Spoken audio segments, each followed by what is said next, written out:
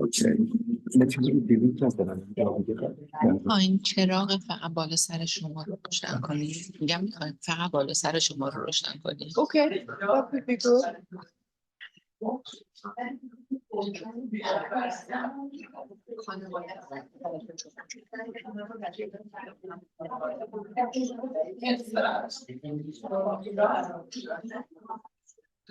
Too much.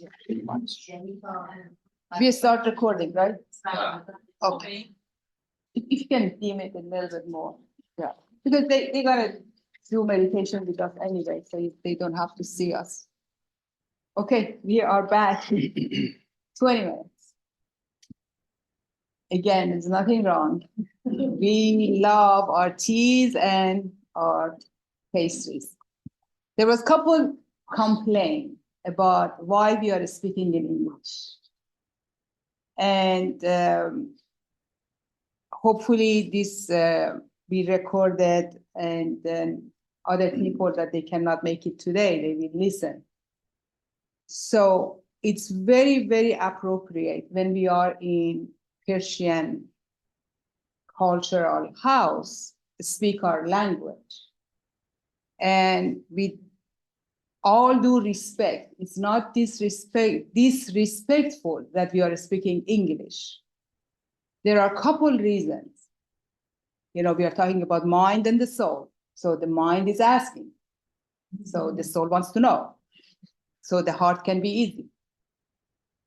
Couple reasons. First, I have many friends and clients that they are listening, and this is not for me. It's for the respect for other people that they don't understand Farsi. And unfortunately, many of them, they are not here, and it just happened for us to be our Persians. And the other reason is I speak a little bit from Dr. Safayan and a little bit about myself as well. When you learn a language, a technique, you want to speak in that language. When your study is in English about the mind, it comes more naturally to speak in the same language. It's, for me, for example, when I read Rumi in English, it just touches my heart. But when I read in Farsi, my mind struggles a lot to understand the meaning. Even though I was born in Iran, Farsi was my first language, but my spiritual practice and upbringing for the past 20 years is in English. There is no justification, and for sure, if we continue to have the conversation like that, we can ask or just have in both languages, just to make sure everybody's happy. And then on the flyer, we said, for the reaching more audience, we are speaking in English. So I apologize for any disappointment, or if, feels like, why we are not speaking Farsi, even though we can just throw some words in there to have the flavor of Farsi, but to respect to other people that they are listening or will listen in the future, and their only access is the English language. Thank you again for your patience. And when we get to part of the tools, compassion is the most important tool. So hopefully you have compassion for us, for our shortcoming, and accept that we are speaking from myself, not perfect English, but in English. Thank you. So with all that said, are we ready to embark to another journey? Yes. Okay. And I make it maybe about 10, 15 minutes. So we have time to go deeper, and for the respect for the people that they want to leave, to come back and integrate and then go. So again, close your eyes. That's the first thing. You don't have to, but it's very helpful. And again, apologize for the people that they are sitting back there because that's the speaker. And I try to not raise it so quickly. Raise the sound, I mean. So allow yourself to let go of everything that happened for the past 20 minutes.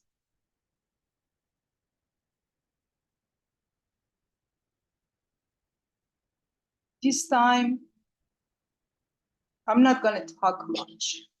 I might say something, but I want you to be with yourself in silence and this music more than anything else.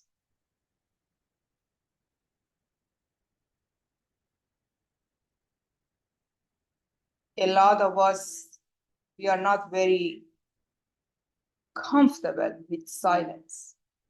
If you notice, we always find something to talk about. Even when we are, taking the Uber or taxi, we want to talk. But recently, these phones are becoming our great companion and toy, so we just make ourselves busy with that. But hopefully you're not having your phones. It's just you and your thoughts.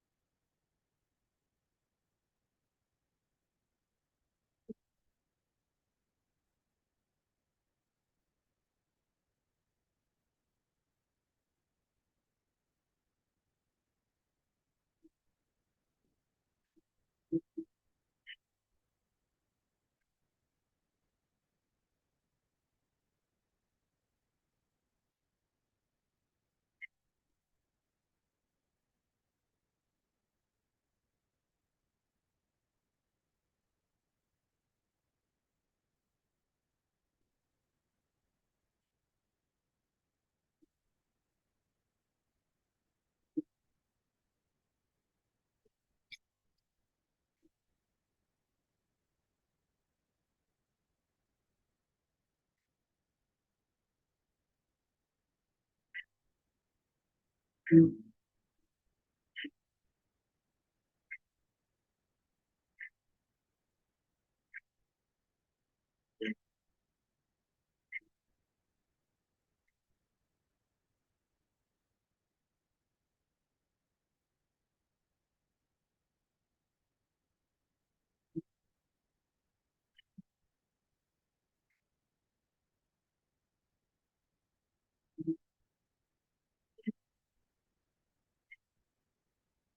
falling asleep, wake up.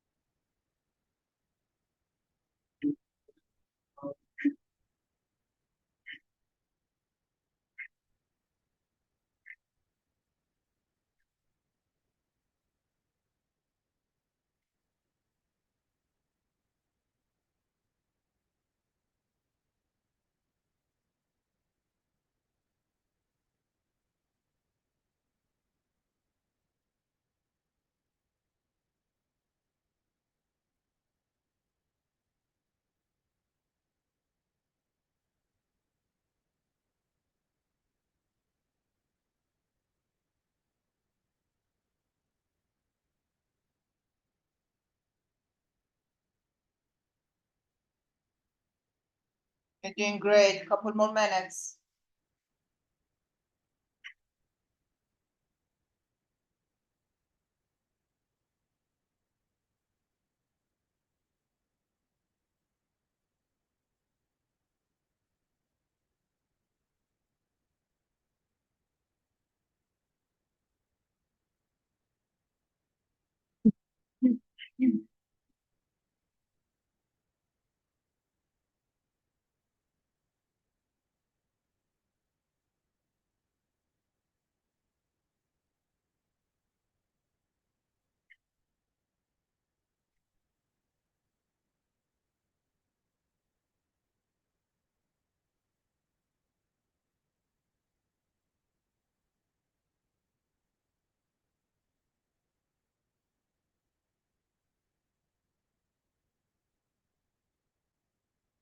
Notice if the mind wants your attention. Let it go and come back to yourself.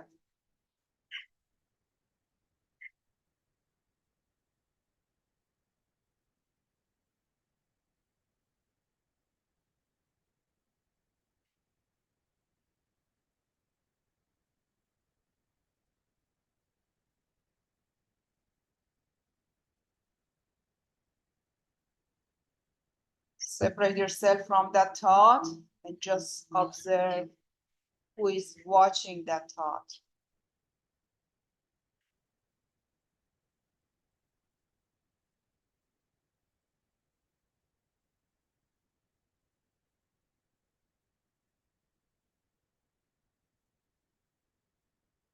Have 1 more minute.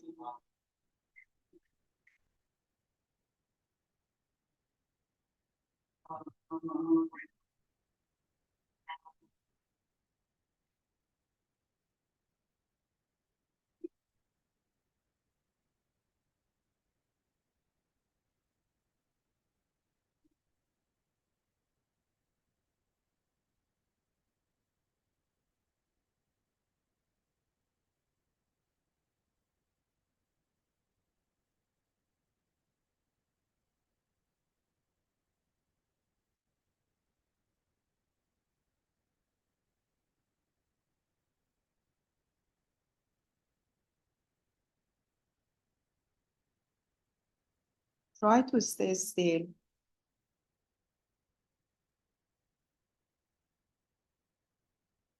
For another minute. Challenge your mind. Don't move, don't itch.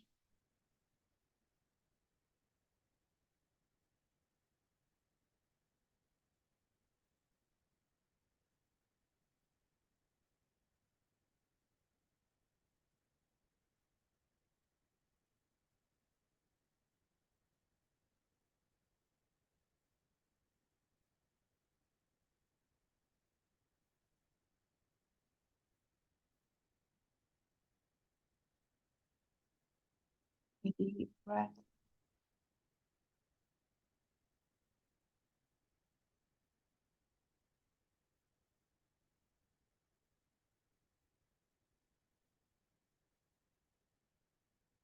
Be with yourself.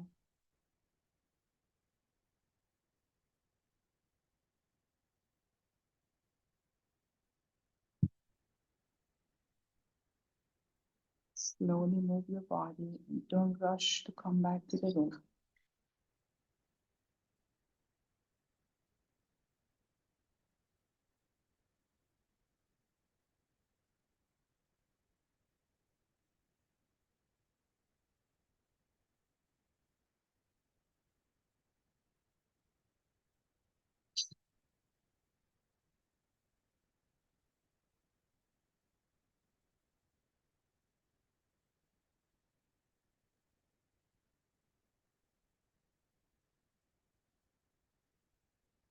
Rumi says, never break the silence if you don't have anything worth saying.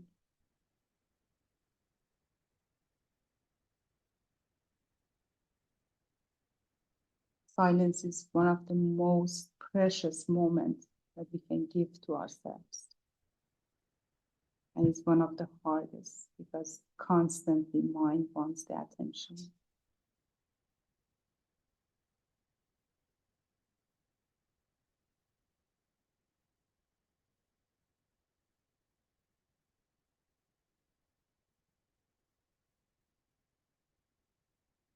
So with the show of the hands, how many of you would like to stay silent right now?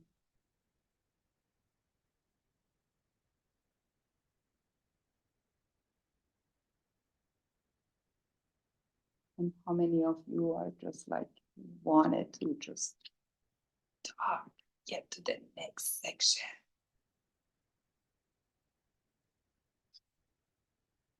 Great. That's how we know ourselves. Thank you. I'm going to use this time to allow the space. I know. Thank you.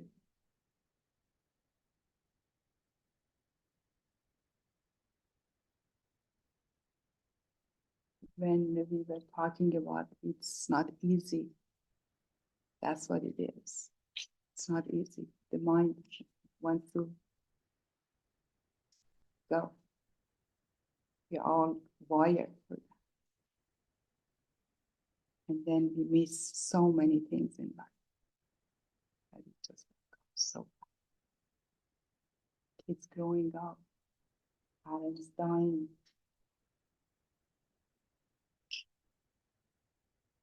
And flower blooming. We never notice that. So with the majority, if you like to be darker, we continue this way with the apology to the people that they are watching. And if majority wants to have the light, we will have the light, let there be light.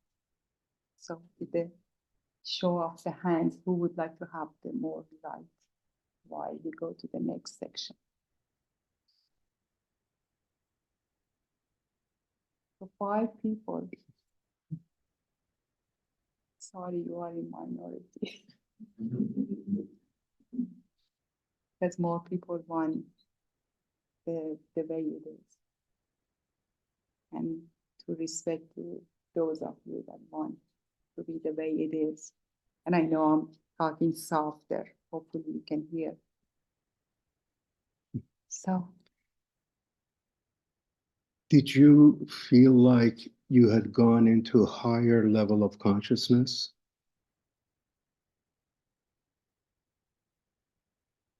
How did it feel?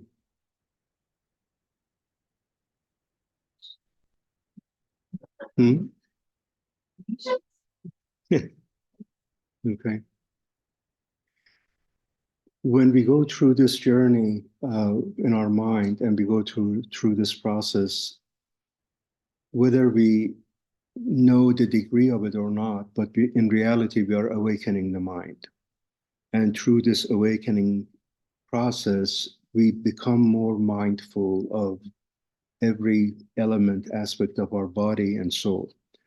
And it pushes us to set intentions for what we decide to do and how we want to do it.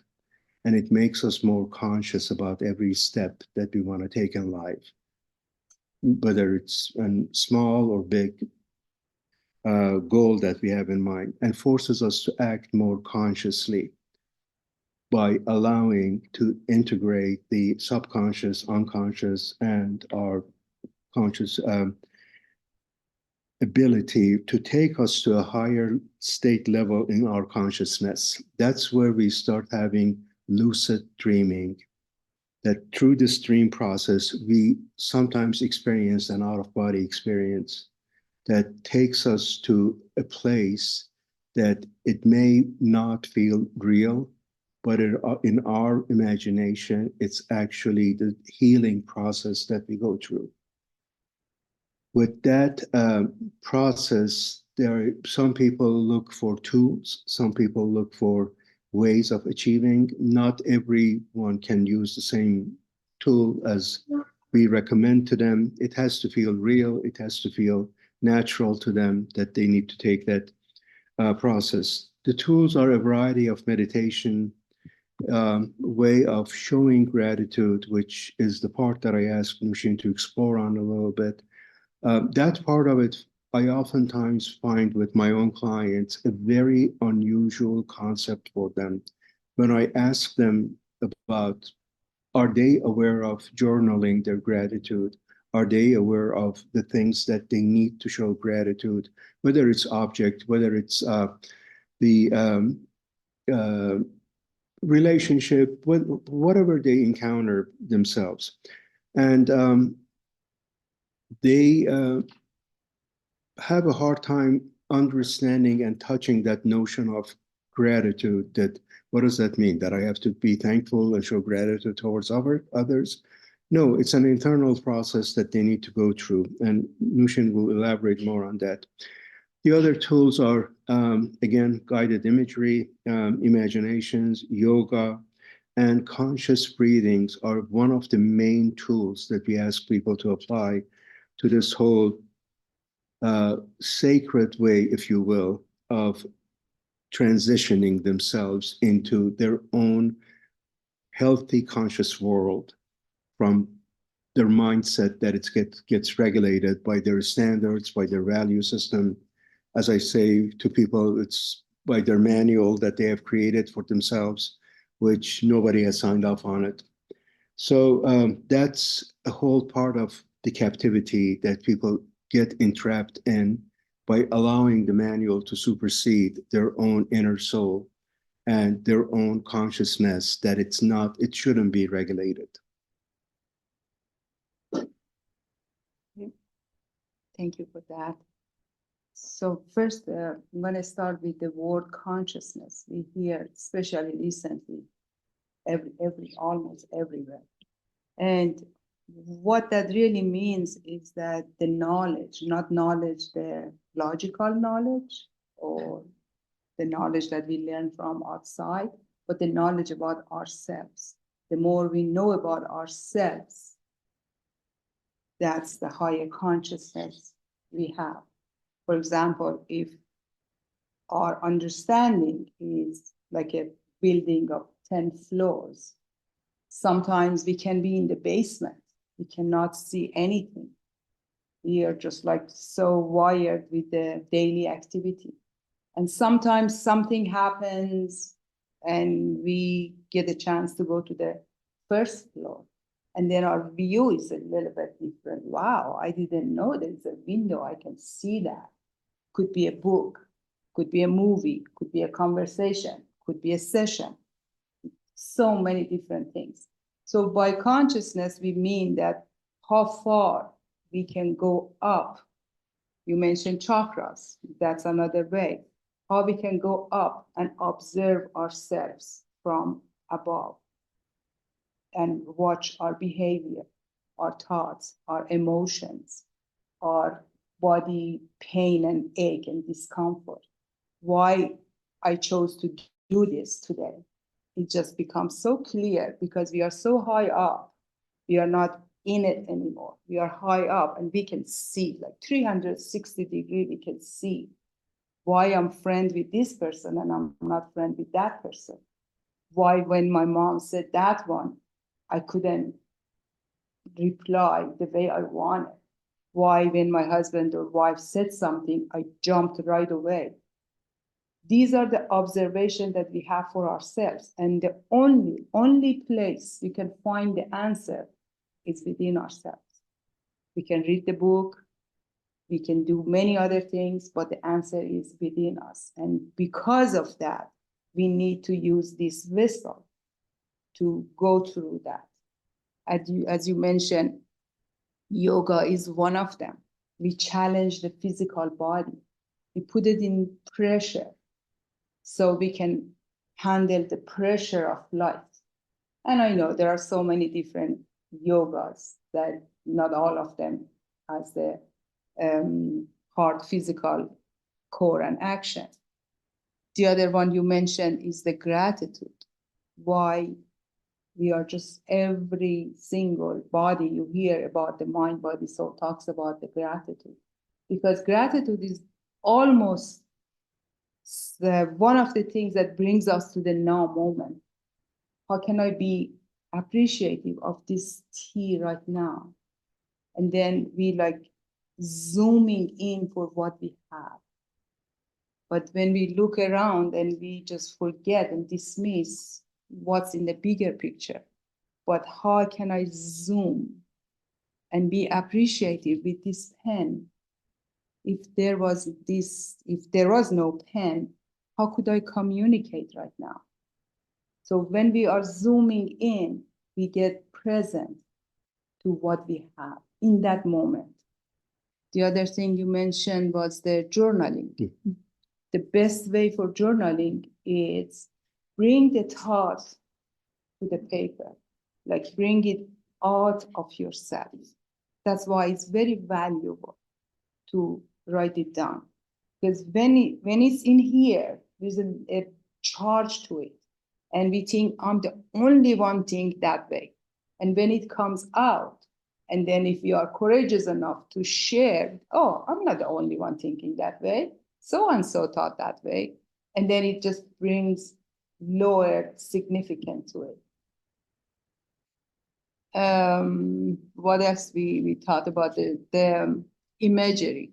Yeah, like, when you do the meditation and you picture yourself, that's very powerful, but there are some aspects to it, which I'm not sure if it's right time to go through that. But because for example, I want this flower and I imagine this flower, but there's a lot going underneath of that need and want and desire. And until we get through all that, we cannot manifest this one. Why?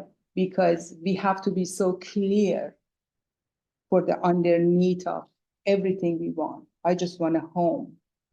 But why it's not happening? Because there is a lot of other things. I want more money. And I'm just making these are the things that, first comes from everybody's mind.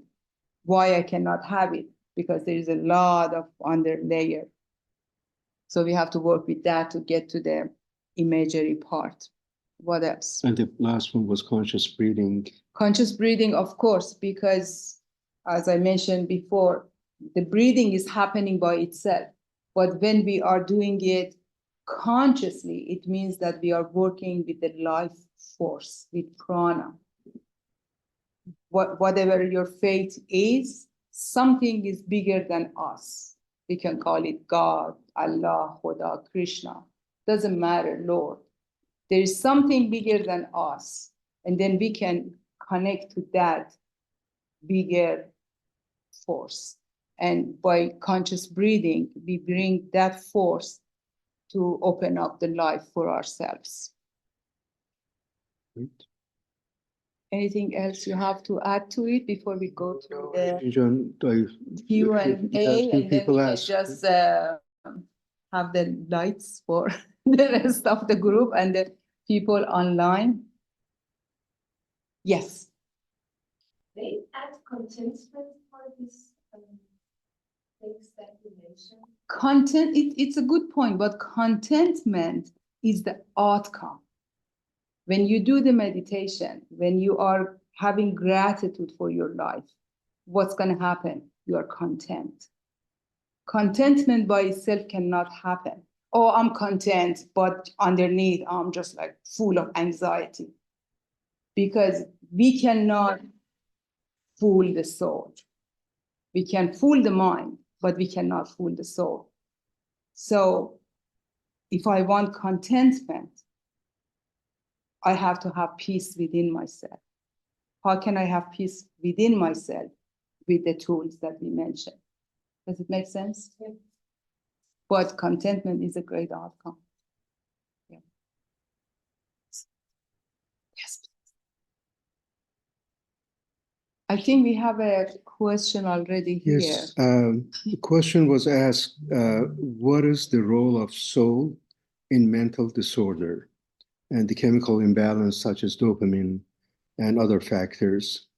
The mental disorder per se, if it's diagnosed correctly, it is an illness that can not be denied.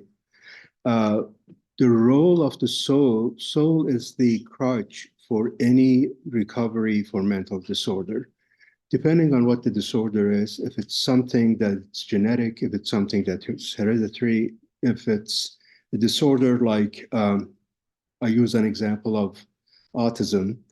For people with autism, they let the soul take control over a lot of their decision-making process because they can't see much value in the structure. They actually defy any structure that gets put on in front of them, whereas their mind can operate far better just using their soul and subconscious.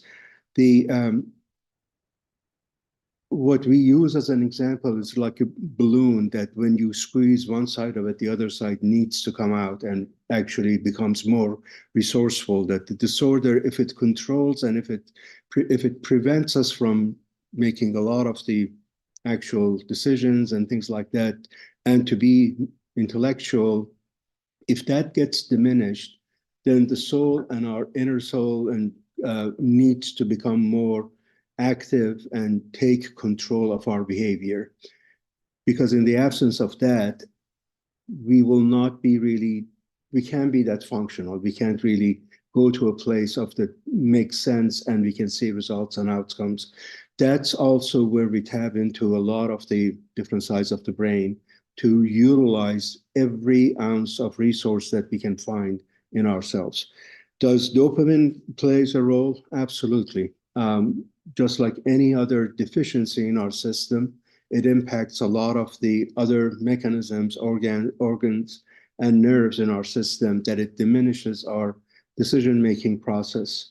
So whenever we go low on the actual conscious way of making decisions, by default, we always tap into our subconscious and unconscious to get us going and pursue other avenues. Did I answer the question? Okay, you're welcome.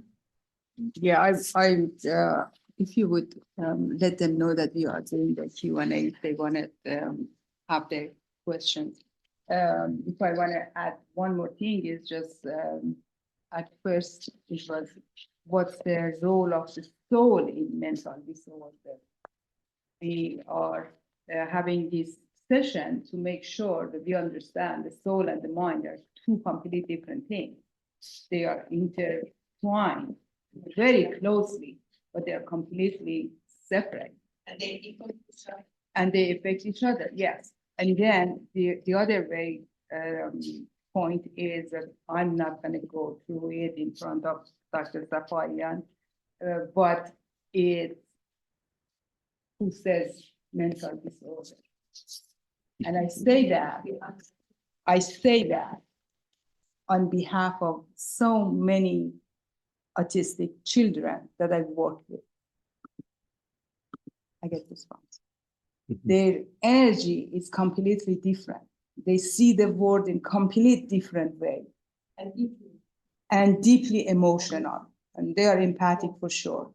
And then what we want to do, we want to normalize them and sit down, do whatever I want to do, and we label them. But again, that's completely different conversations that, you know, what we are doing with those soulful kids that we label them as autistic or ADHD or bipolar but we are not going there, right? Any kind of mental challenge. Yes, if you we are not going there today. So any other questions? Did we have anything or not yet? It's a free forum. Please ask any questions, any. Yes. Well, the question for me is when it gets to personality disorders, how is the relationship of the soul with the entity? And how that can help? Depending on how you define personality disorder has many, many, many different branches, different levels. If the personality disorder has to do with a conduct disorder or disassociation, being antisocial, being rigid in certain ways, each one of them have a different description and explanation as to how they operate and what they can do and how they can use the soul as basically, like as I mentioned, a crutch to get them going. If some of the personality disorders border on kind of what we see as a psychopathology, if you will, that's a strong, heavy level of personality disorder that you become so invested and you believe in your own thinking that you rule out any other people's decision, judgment, or thinking because you believe that what you think is the right thing to do, and you kind of find yourself thinking that why is it that other people don't get my point? Those people are truly not in touch with their inner soul and what it is because they don't allow themselves any point of comparison between what's real and what's really intuitive and what is it that they have created for themselves. We always question the reality of where do they come from and how are they seeing whatever they're dealing with. So the personality disorders really go all over the map in terms of how they get divided and broken up and in what category it gets there. It's more like a generalized way of diagnosing people with having the personality disorder, but it always goes in more to detail that what do we contribute that to based on our own clinical evaluation as to what do we see as the underlying problem that makes that individual having a personality disorder. But mostly it's whatever it's outside of the norm that you see in the society that stands out, that it's not really confined within the norm in the society, that they can't really relate back into the norm of what they're doing. Did I answer the question? I might add Absolutely. something to it. It's again, it's the not dysfunction, but not being in harmony with the left side and right side of the brain, the hemisphere. From the hormones and chemicals and all that, they are not communicating. So there's one way, one day it's this way, one day it's that way, and that we call it disorder. And it just reminds me to mention that new technology, because everything we mentioned from the meditation, the breath, the yoga, these are ancient ways that we know. Because in the ancient way, what it was, the belief was to get to the higher level of knowledge, not knowledge of the books, the consciousness is to sacrifice this body. If you remember, like many people in India, they sleep on the nails because you have to hurt this body. You have to leave this body in order to get to nirvana. But the new way of life and the new way of understanding as our consciousness is rising is completely opposite.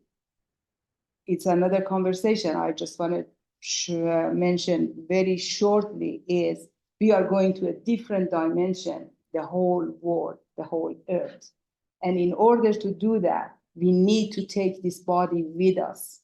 How can I treasure this body? How can I make it the most healthy way? How can I better myself and be good to my body? And then there are so many new ways. I definitely we can just put it on the link for the center. One of them is EE system. It's energy enhancement systems. What it is you can Google it. Even Tony Robbins is bragging about it, even though I'm not a fan of him, but he's bragging that he has the system in his own house because apparently they are expensive. And fortunately, we have a couple of centers in Arizona. What they do is they have devices like this laptop, and it creates certain waves and energy. And the center that I checked, they have 24 units, and the place is maybe twice or 3 times bigger than here.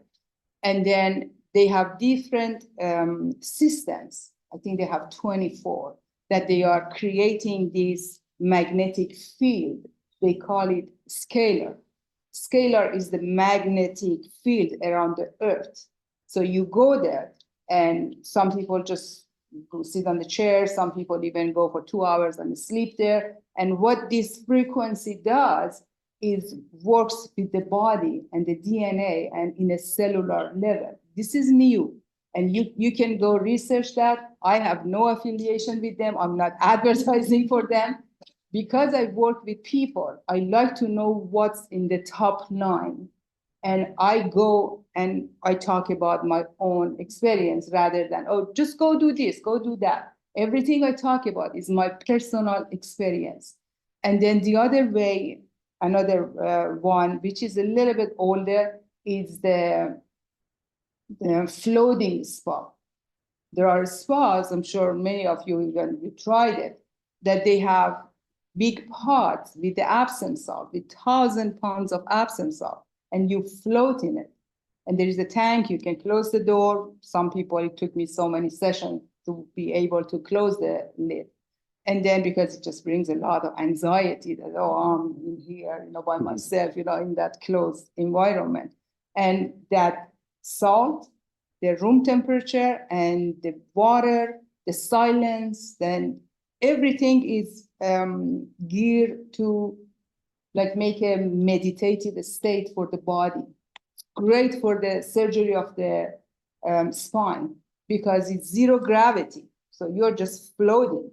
You don't have to hold on to your body like that. 60 minutes, 2 hours, however it is. So there are many, many new technologies also that they are helping. There's another one, they call it MedBed, BED, medical bed, but they call it MedBed. But they use different devices. They put you in different devices to check everything and then bring to another frequency to work with your DNA. And sound healing. Sound healing, we have a great sound healer here. Hopefully we can ask her to do something for us next time. Sound healing is another vibration that helps the body to generate and be in more harmonious with the two sides of the brain. These are very, very new. And as I said, I speak about my own experience, which is very helpful and great results. Any other questions? You're so welcome. Thank you. Yeah. Sure. You mentioned about when you're meditating at some point and leave your body and imagine yourself somewhere, and that's for healing your body. Is there any way to get there? I feel like once I got there, but I don't know how. I don't know how to get back there, and I don't know why I went there. Yeah. So It's a great question because with my experience, again, we cannot force anything. I'm sure you hear when the student is ready, the teacher will appear. So when it's time for the soul to come out and play and be free, nothing can stop that. We can look around the world, what's happening. People are awakening. People are going to higher consciousness. That's what's happening actually around the world. And you can't force that, but you can meditate and ask your soul that for whatever reason, I enjoyed that. I want more of that. And I promise you it will happen, but not by force. Like, I want to get out of my body. The more just like a Chinese trap, the more we try to get out of it, the more we are in it. But let it go and just talk to your soul when you are in meditation or when you want to go to bed. That's the best time because the consciousness and the unconscious is open. We are sleeping, but that's open, is listening. So just talk to it and say, can you please give me another experience of that? And there are many other ways that we can talk later that, it works for you because it's not general. It's not one fits all. None of that is one fits all. Thank you. Can I add something Sure. to this subject? And all is based on my experience, not that. So when soul is ready to move from one level of consciousness to another level, usually there is some period of confusion. usually, you just start that you experience something and you enjoy it, but you don't know what was that, and you want more of that, you don't know how to get that, and then you're confused that what is right, what is wrong, and then all, you need to be patient, you need to do more meditation yes. and more any spiritual practice that you're, comfortable with, or self-discovery, therapy, all of those things that just is going to be unfold. Yeah. Let it unfold on its own level, Yes, not push it. exactly. I call it personal Armageddon. Yeah, and It then has that- to yeah, do something. Why I get sick all the time? Why I'm divorcing 3 times, exactly. It's just So like something has to push it, and then we Yes. go in, we start questioning, and then the and that way shows opens. that period of confusion, sometimes come with depression, Mhm. and that's the time that people may just get, discouraged. And that's the time if they continue and if they don't get discouraged, then they can get to higher consciousness.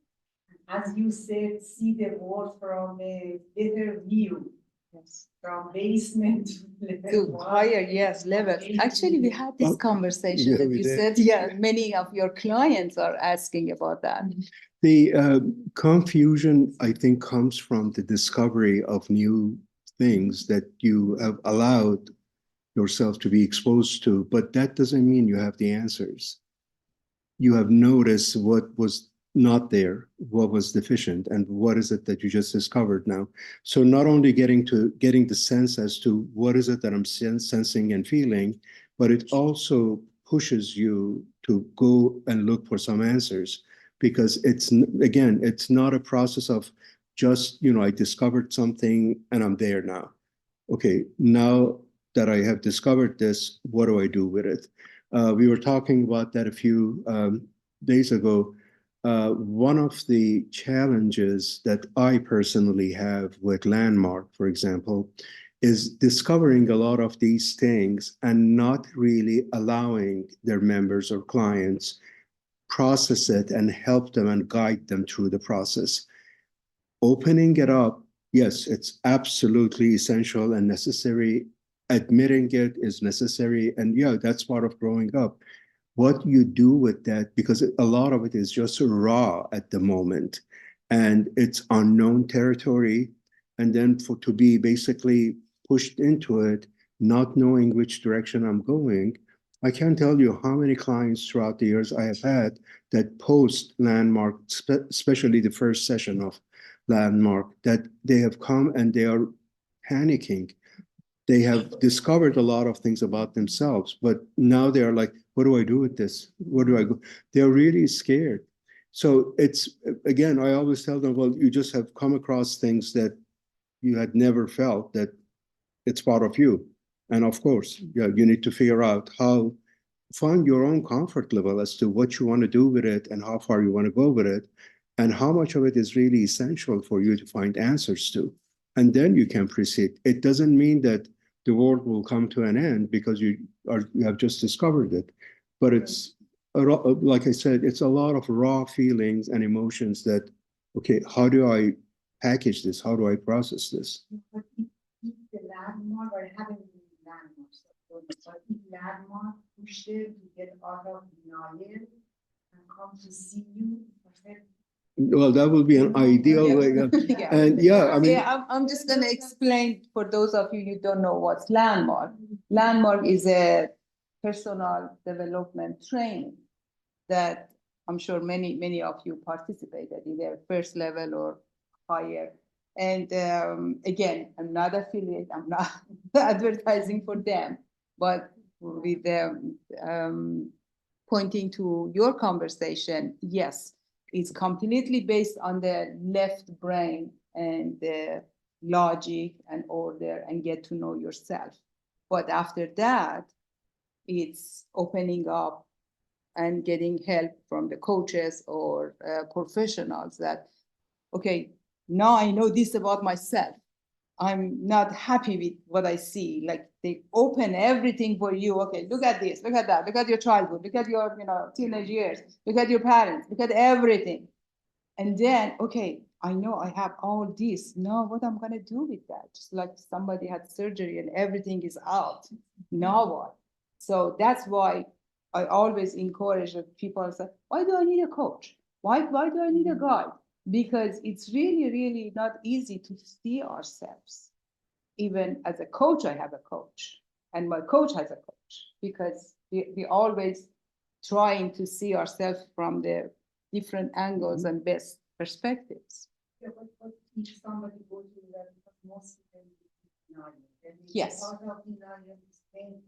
They need you, Dr. Sahar, and to come to you so you help them. I am serious, because this is very, it could be helpful or painful, and that's not something you can look at for yourself. But that means getting out of denial. So I've seen people that get out of denial and stay in victim role and have fun being a victim.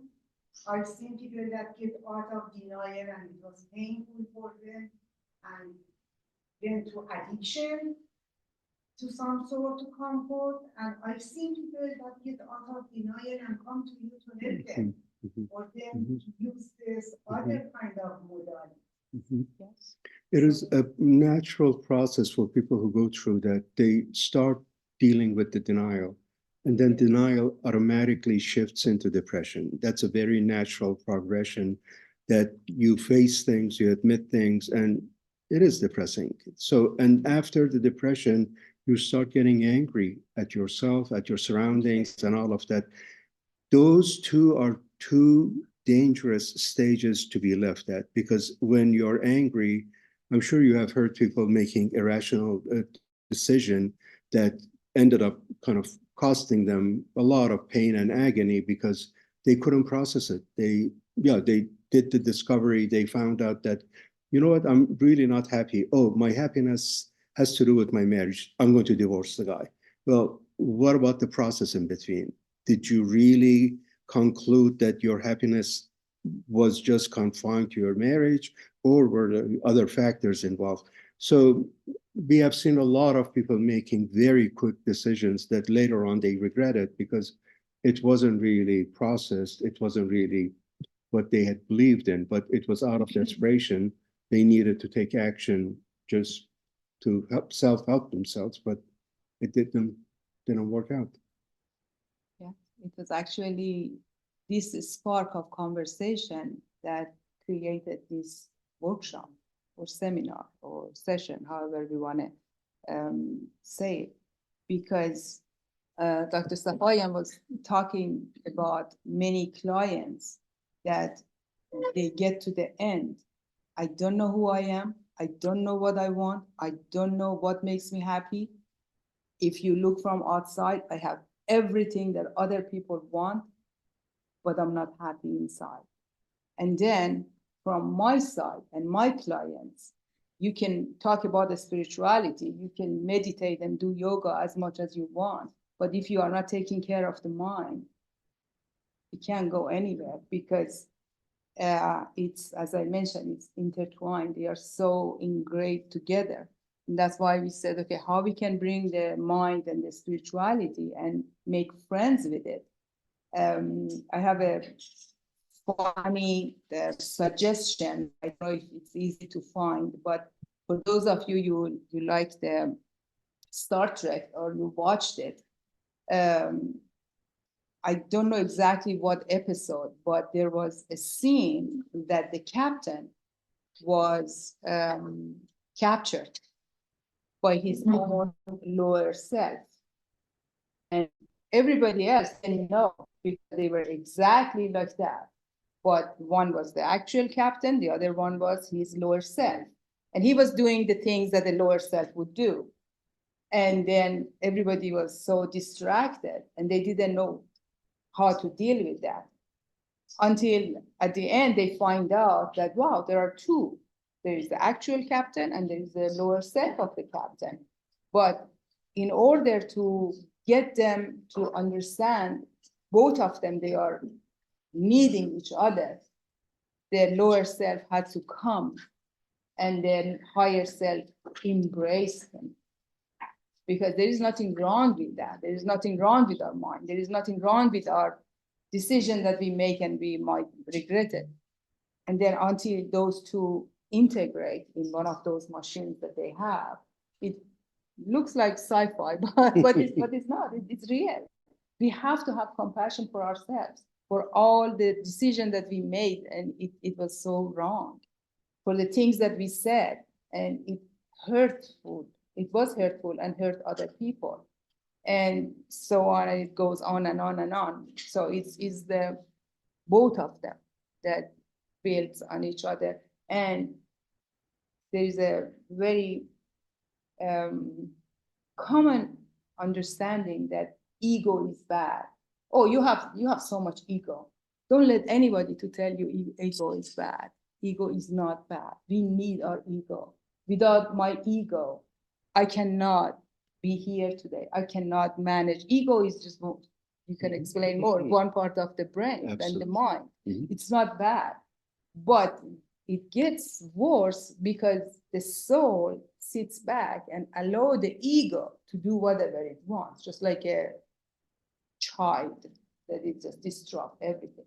So the soul, it comes and say, okay, when it's time for you, I let you go play, but right now you just sit down. So it's just, the ego is not bad. Actually, if you have your ego, good for you.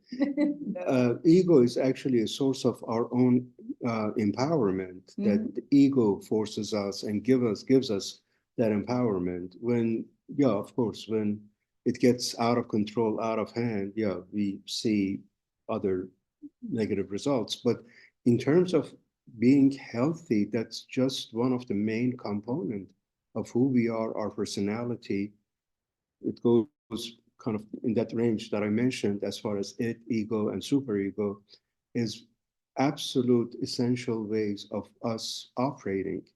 And the ego is that power that gives us and allows us to express the subconscious, unconscious ideas, thoughts, verbiage, etc.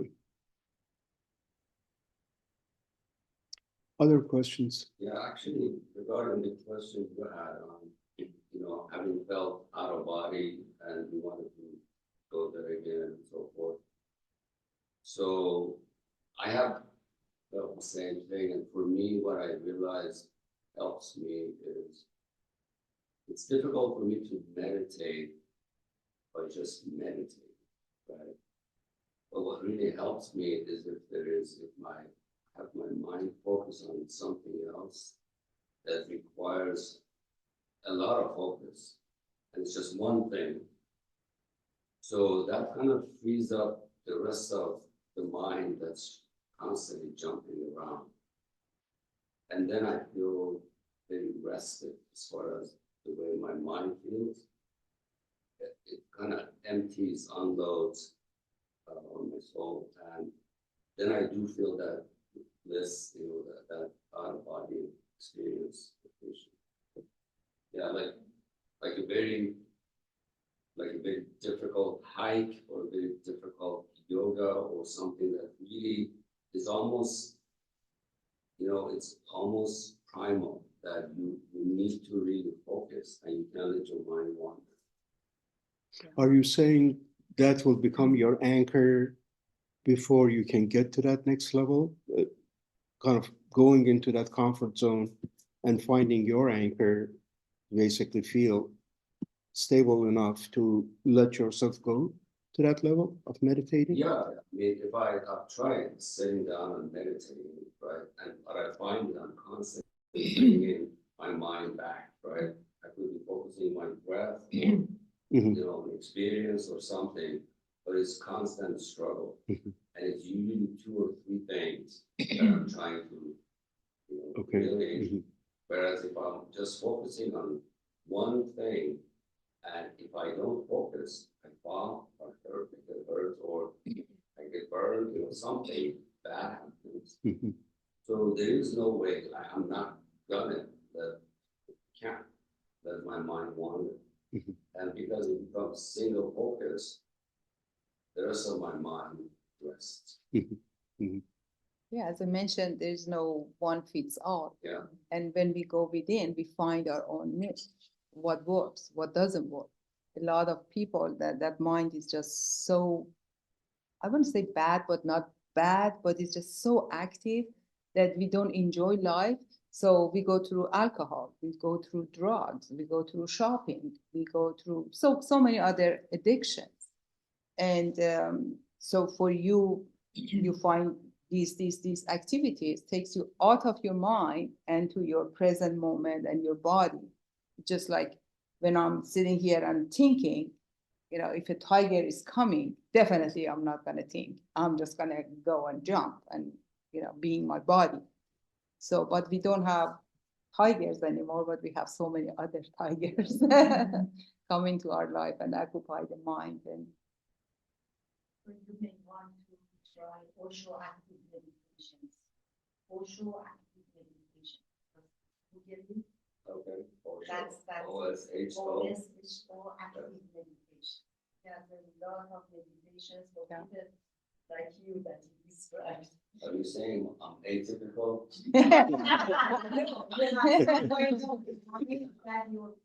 The way you explain yourself. So you need more active kind of Active, yeah. meditation. Yeah, actually, we were talking. I'm so sorry I didn't catch your name. Yes, you. I'm sorry I didn't catch your name.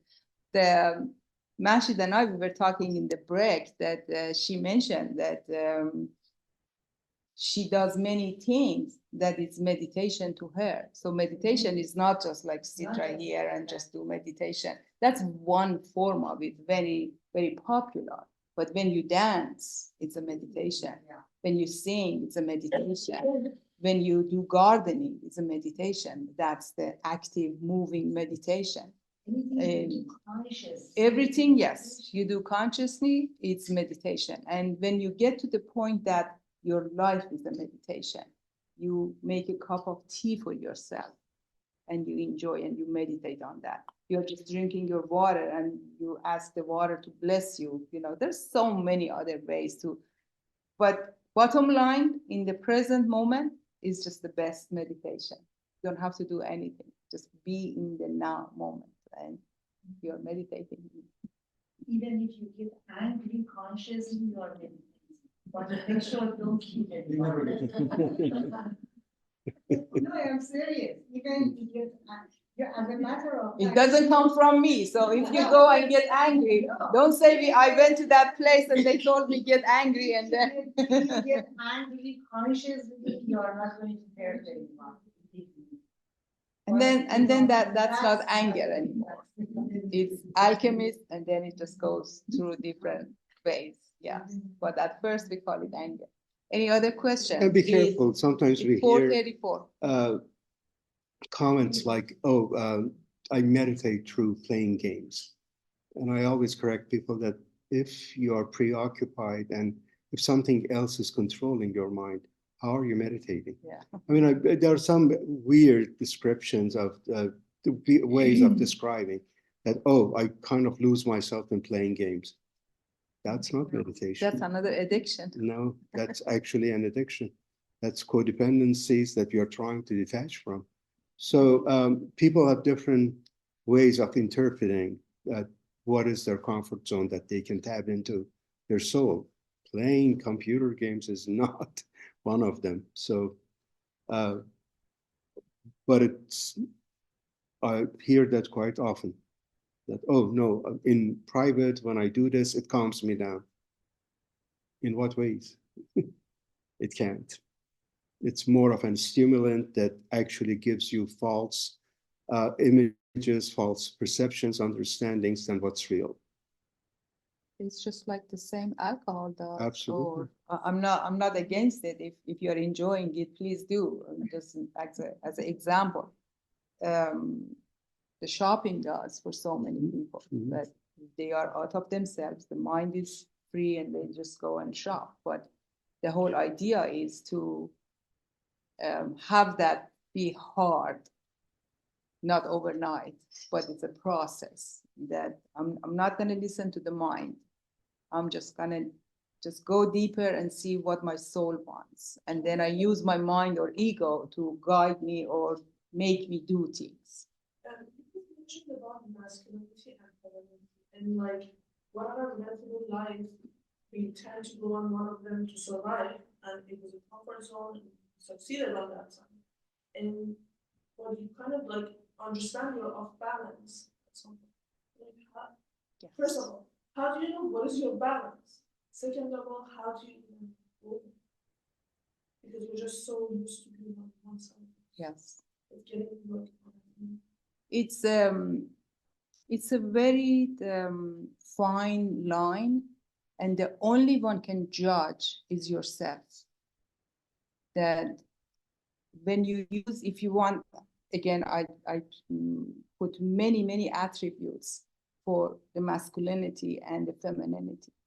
If it's not beautiful what you are doing, it's masculine. Not masculine is not beautiful. It's just the attributes, and it's not man or a woman. It's just the energy and the quality of it.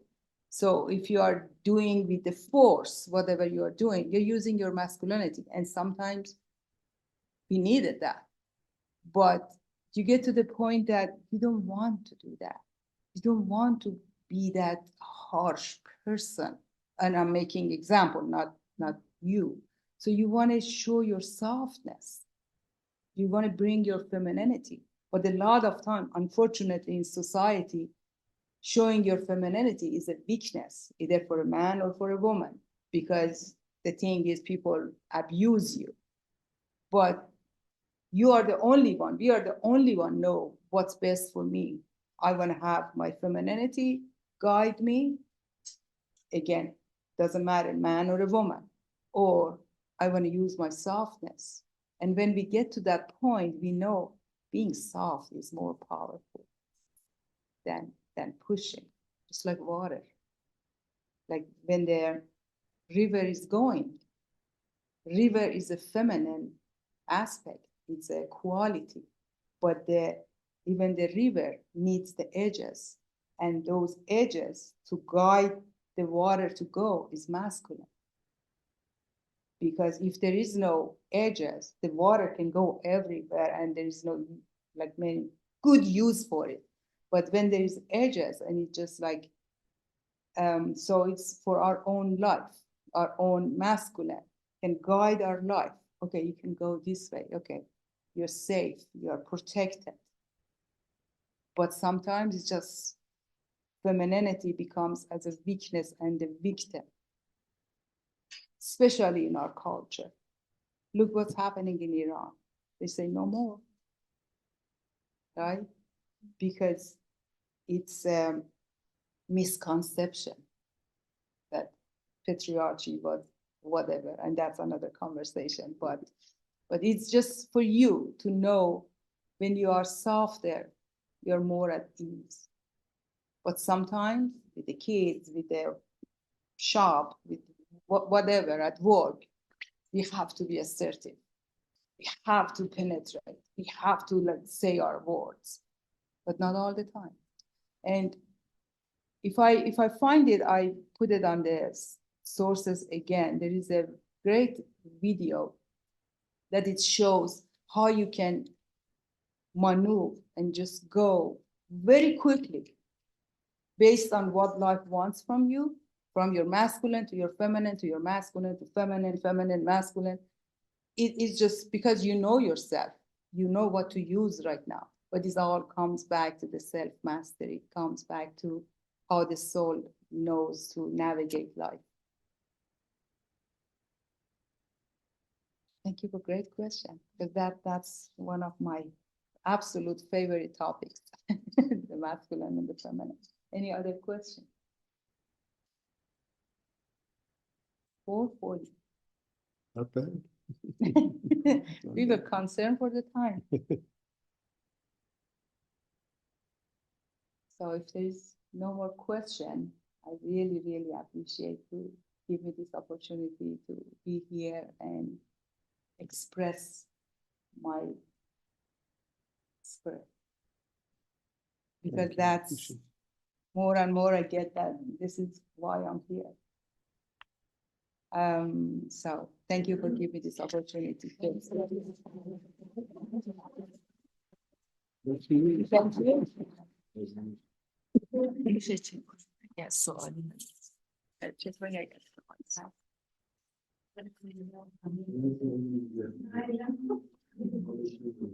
I'm sure many of you know that we are not charging the center, and the center goes for your donation. And so if you would just help the center, that would be great.